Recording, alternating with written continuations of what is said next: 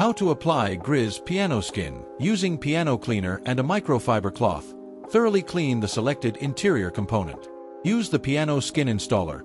Spray it over the entire surface of the component where the PianoSkin film will be installed. Remove all layers marked with a green circular sticker by pulling the leaf marked Start.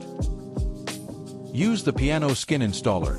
Spray it thoroughly on the unlocked part of the film. Gently place the film on the part. The gel used will allow it to be positioned accurately. Remove the stabilizing supports so as not to deform the previously laid film.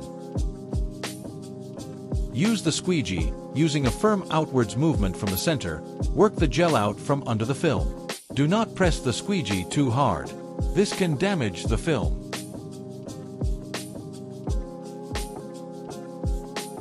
Remove the next layer of primer with the Start sticker and repeat from step 4.